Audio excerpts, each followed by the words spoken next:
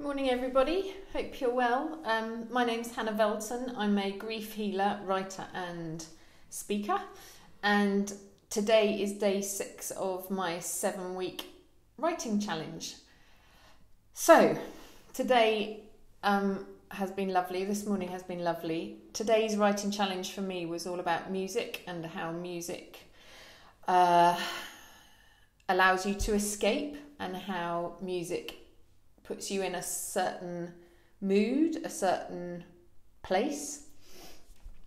So Christian and I both love music. Christian, when he was in the physical life, was a really good musician, played guitar, and loved reggae music. Towards the end, he was like, I've still got all his mini discs. That was the my head's sticking up. That was the latest technology in 2003. These mini discs, and he recorded them. They're full of reggae music. He used to DJ down at a pub in Brighton, and he used to work at the pub, and then upstairs they had an area, and he used to do the reggae night. So I've got all his music. He and his friends, there was always mixing. They used to do tapes for each other, and I've got lots of those tapes, mix tapes. So that I need to give away those tapes at some point to people. I know already a few people who I'd like to give these tapes away to, and the cassettes, but with this lockdown, we were supposed to have another party for Christian this summer, a big barbecue in his meadow, which we have now as a family for Christian. But of course, that's lockdown, that stopped that. So anyway, we were just writing this morning about 3 songs in particular, which have been highlights through our journey. And Christian is able to hijack, he calls it hijacking, he hijacks Spotify on my phone, and every Sunday when I cook a roast for the family, I have Spotify on, and like all the songs are from him. It's like our time in the week where we just dance around the kitchen together. So during the journey, we've had songs always come up. I really need to start the story with the first song, which is Let Love Rule by Lenny Kravitz. And gosh, this story goes really far back into 2015, I think, even 2014. I was at the time a writer in residence for a funeral company, and as odd as that sounds, it was all part of the plan. And doing that residency for a whole year, I got to meet lots of people to do with the funeral industry, and I was like pushed all the time to start thinking about what we were going to do about Christian. We couldn't do a funeral. Could we do a celebration of his life? Could we, how were we going to mark Christian's disappearance? I mean, this was 12 years after he'd gone missing. So it really brought into the forefront that we had to think about doing something to mark his life. And I first became aware of Spotify being hijacked when I went to see a interviewer, a widow, and she told me all about her husband, who was a fireman. I won't go into too much detail, but she talked me through his death, like the moments leading up to his death and his death, and I was seeing her a year after he had died, or it was almost to the anniversary of his death, and she was a bit nervous about talking to me, and I'd been a ghostwriter of memoirs by then for at least 4 years, so I was very used to talking to people and interviewing people, and it didn't really faze me at all, and I was able to gain her trust, and she talked through everything.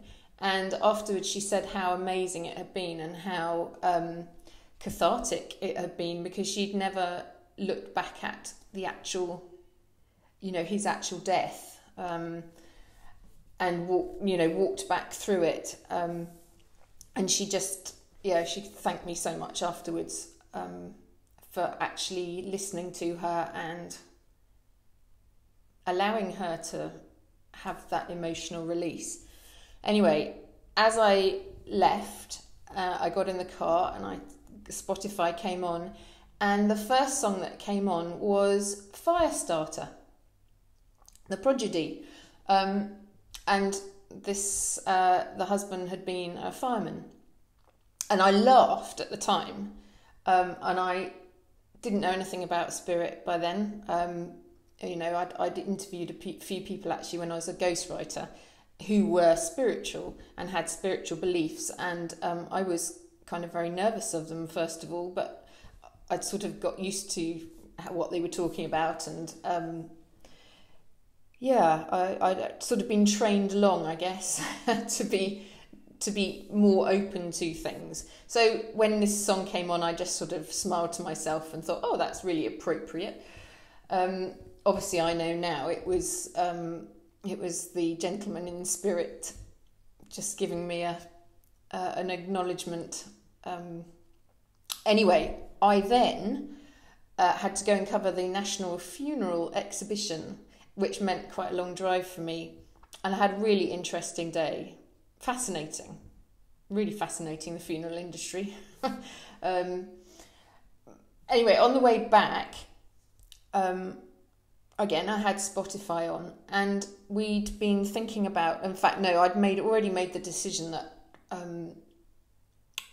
we were going to have a 40th birthday party for Christian as his sort of celebration of life. And as I was driving home, Lenny Kravitz's Let Love Rule came on Spotify, and in my head I saw us all in a massive circle holding hands. And I thought, oh, okay, well, that's the song I have to use at the party, and we all have to stand in a circle and hold hands. There was no question. It was just like, that's what we've got to do.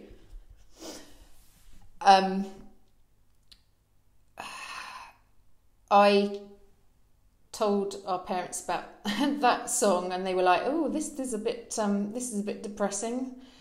But anyway, it had to be that song anyway. So we had the party, we had friends, family, Christians' friends brought their children, and it was like an amazing day. We had a marquee in the garden and catering, and we had a magician come along who Christian knew.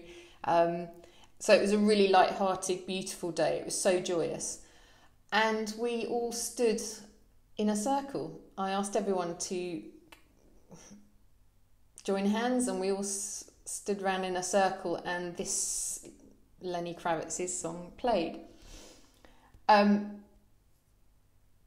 Looking back now, well, we've just been writing together, and looking back, oh my goodness,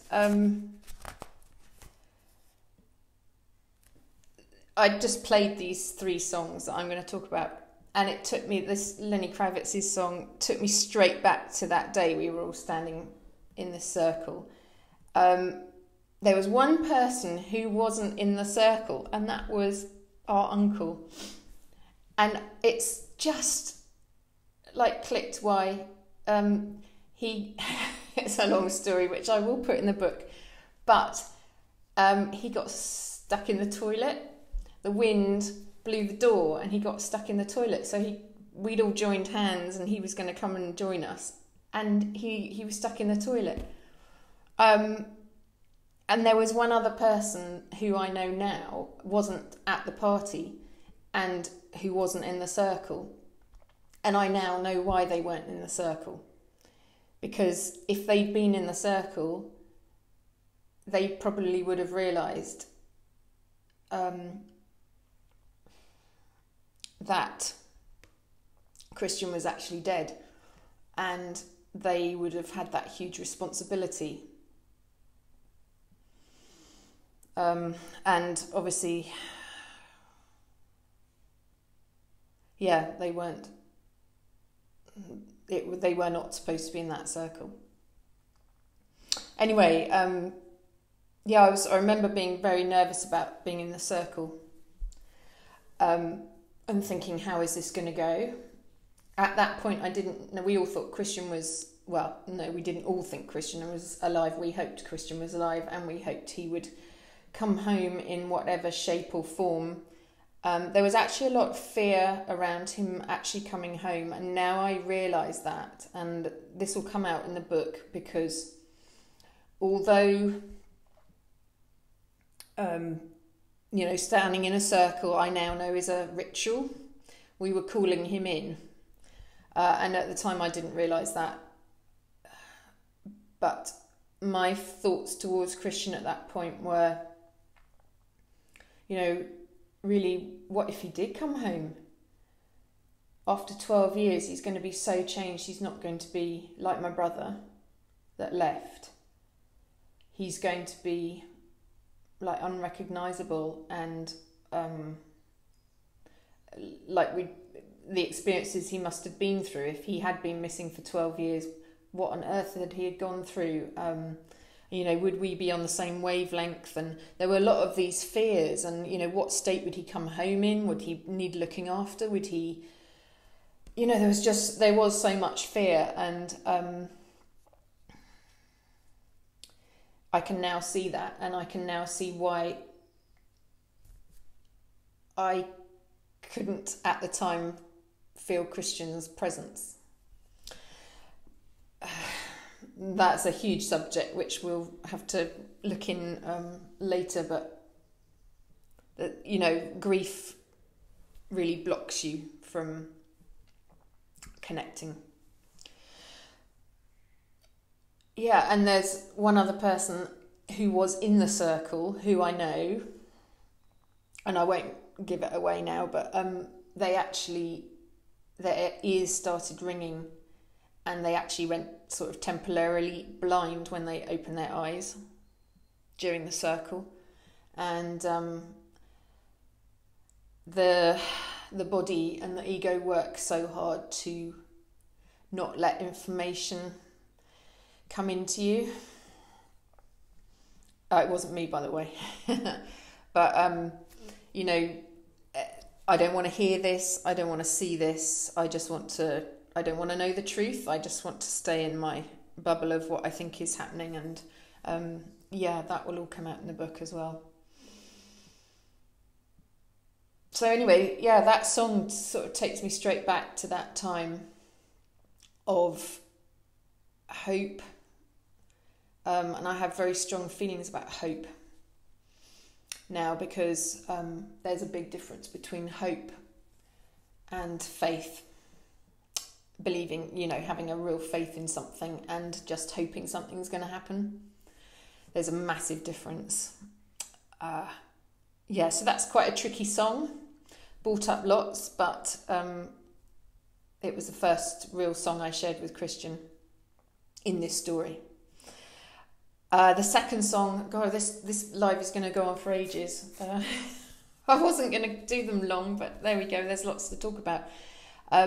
The second song is signed, sealed and delivered by Stevie Wonder. Oh my goodness. So this is a huge leap forward in time. So this is like the 2nd of May 2018? Could even have been the 1st of May, the day I found out that Christian was actually dead. And he found out he was dead as well. That's a long story as well, but it'll all come out in the book. So I was listening to this. Christian and I both listened to this song after his spirit had come home from Africa. Now, there's a long story to this. I shall try and keep it short, but I brought Christian home from Africa. He was, the only term I can sort of say is earthbound. He's spirit, aged 27. He'd been, I don't want this to upset anybody because it's quite a trigger, but he died unconscious. I have to be truthful. I know I do. And his spirit was stuck in Africa. Anyway, it was the first time that I'd realised that what I could do involved, I'm going to be so truthful here because I have to be. There's no other point in doing this. So I was able to shape shift into an eagle form, which Christian and I had actually done quite a few times before. Again, this will all come out in the book, but it was how we met in spirit initially. Anyway, I was with Christian in his soul form, and he said to me, Hannah, you have to go back with me to Africa to collect Spirit Christian.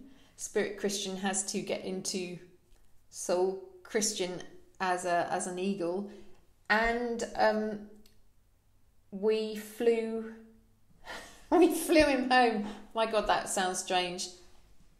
Really strange. I appreciate how strange that sounds and how much of a leap of imagination and everything this is. There are so many things that we can't, or we don't notice. You know, we like to categorize everything. We like to have everything labeled to make sense of the world. This whole process with Christian, he's going missing my sort of spiritual awakening, and what we've been able to do has blown my mind. This is nothing, you know, I so appreciate that this is a lot to take in, and it's a lot to go to even begin to believe that this is what happened, but this was our truth. This is exactly what happened. I've got a photo of me. So after we brought Christian home, Christian, aged 27, kind of was released from his soul eagle, and we danced around the garden to a couple of Stevie Wonder songs, because Chris always sends me Stevie Wonder. He loves Stevie Wonder, and in fact a lot of his friends, I had a nice email from one of his friends saying that he'd introduced her to Stevie Wonder's songs on a long car journey, and she was like, oh God, Stevie Wonder, but actually the songs are amazing. So yeah, Stevie Wonder was it.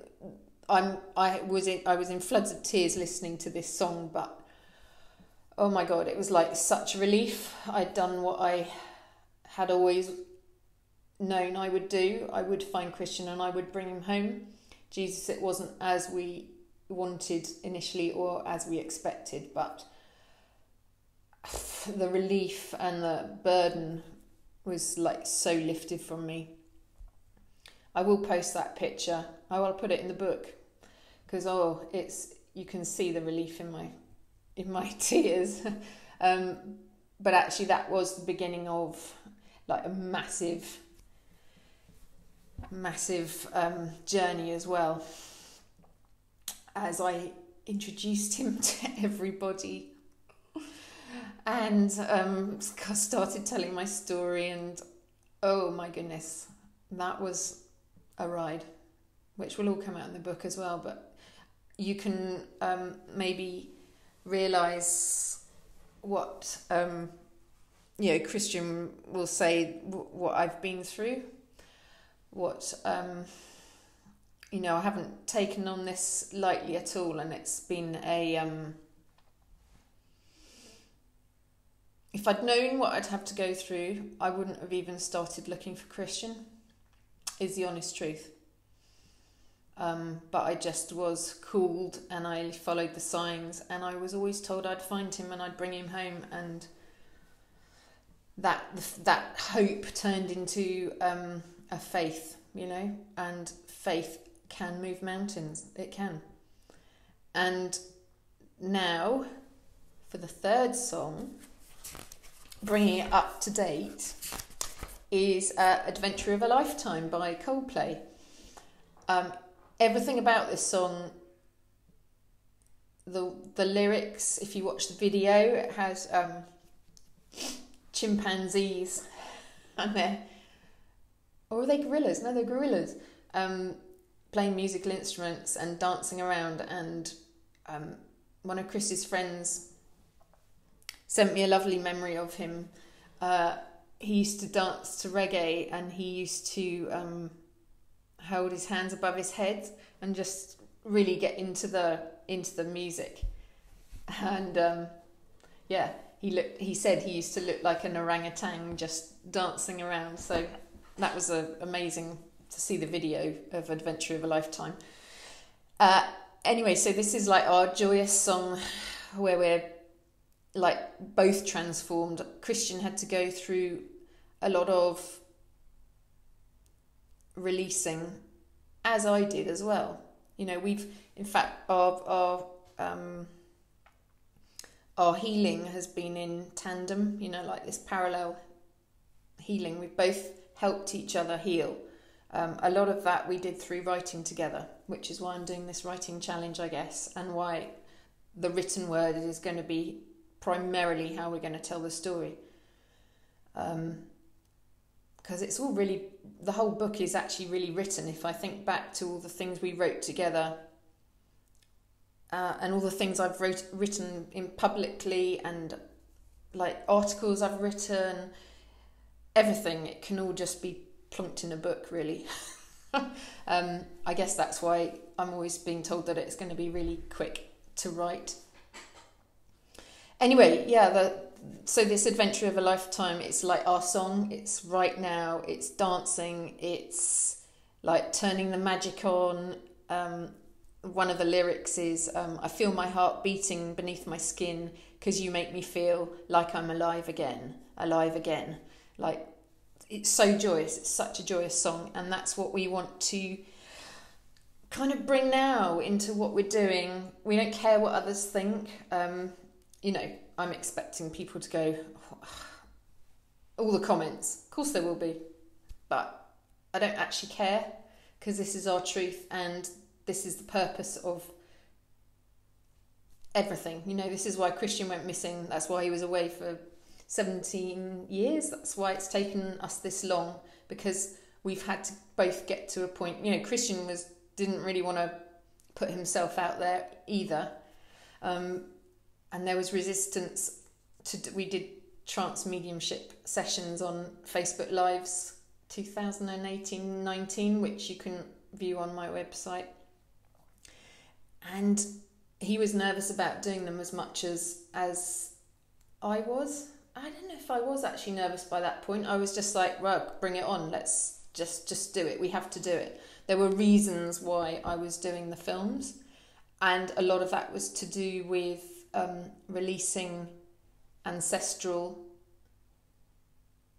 healing, and also so particularly my son didn't have to go off looking to find Uncle Christian and, you know, carry on this ridiculous Mungo Park expedition, which has, you know, lots of lives have been lost along the line with these expeditions into West Africa. And I wasn't going to let my son have to go and do that. So anyway, so with our healing, our purpose now, all that we've done and all that we've healed is now going to be passed on to help other people, to inspire them and also to empower them. I was doing a lot of work the last 18 months with people, and I don't, it's all about empowering people. I want everyone to realise that whatever grief you have and whatever the physical situation, I want people to, it's like just know that they can heal themselves. You know, it's not me that does the healing. I can just tell the story, touch people, you know, tell my experiences and our experiences as well. And it's really up to people who are being called, people who are following the signs. They come to us somehow, and you know, they realise that they can heal themselves. And oh my God, it's such a joyous thing. It really is. I think that's all I need to say today. It's like sharing the adventure. But oh my God, there's so much to say. We'll see what comes out over the next... Gosh, we've nearly done week 1, so goodness knows what's going to come out in the next 6 weeks. But thank you for listening. It's nice to finally start to talk honestly about this. It needs to be said, it needs to be told. And you know, I'm always told it's no longer our story, it's everybody's story now. You know, this needs to be shared. Okay, lots of love. Thank you for listening, and I'll see you tomorrow. Okay, take care. Bye.